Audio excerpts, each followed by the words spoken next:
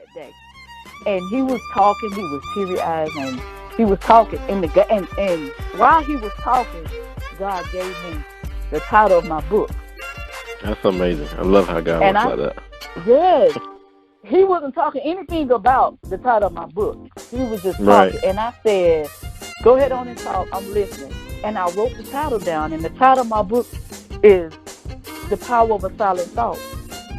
And it made me think Whoa. about how my whole life I allowed my silent thoughts, because nobody can see my thoughts, nobody can hear them, how I let Right. them dictate my whole life. Right. Wow. And That's amazing. from that moment on, this was like in July of 2016, I wrote my book in 30 days. In 30 days, I Wow. wrote a book from not knowing what I was going to write about. Had I not been cleaning my mind out and uncovering all that trash and gunk that I had in my subconscious mind, I wouldn't have thought I could do it. And most of us think that we can't do something because we hadn't done it or because we hadn't Absolutely. seen it. Mm-hmm. But the moment that you realize that you got to make some changes and to start with your mind first, you can do anything you put your mind to. So I wrote my book, had it published. I didn't go with it. Yes, I didn't. I was going to go with the guy that I met that day. But God works in mysterious ways. And I kept saying, God, it is $3,500 for me to publish this book with this company. And I don't have $3,500. So how am I going to do that? And I was walking one day, and I walk all the time. And as I'm walking, he speaks so clearly to me. And he said, workbook. And I said, workbook? So I was like, well, okay, God, if you told me workbook, then I guess I'm supposed to do a workbook. But I was like, I don't know how to do no workbook.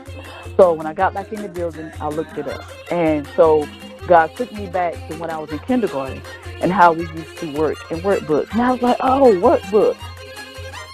And I was on fire at this point. I was so creative at this point.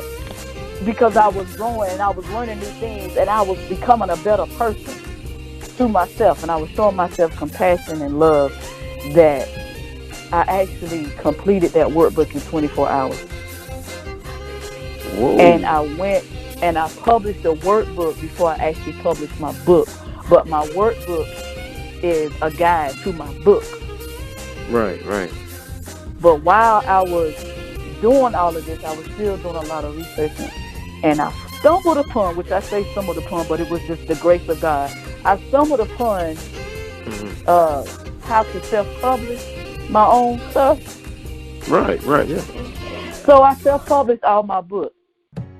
Yeah. Because I was so eager to learn how to do it. But if you don't know these things, you'll go through a publishing company, which I'm not saying there's anything wrong with it.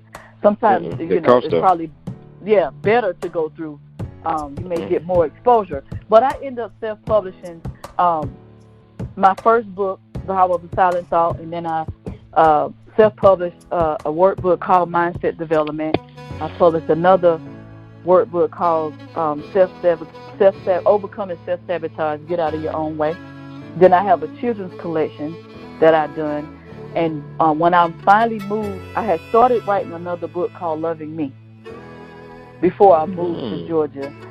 And I still had a lot of residue from the world, right? I still had a lot of residue, a lot of things I needed to clean up in my process of me learning how to self-love. And so it was difficult for me to complete the book because I felt like a fake. I felt like I was being phony. That if I'm going to write this book, that it was going to have to be authentic, that it was going to have to be genuine, it was going to have to be real. And so for some reason, I could not finish that book. So that particular book took me about a year to finish. Right. So I finally finished the book, and it's called Loving Me.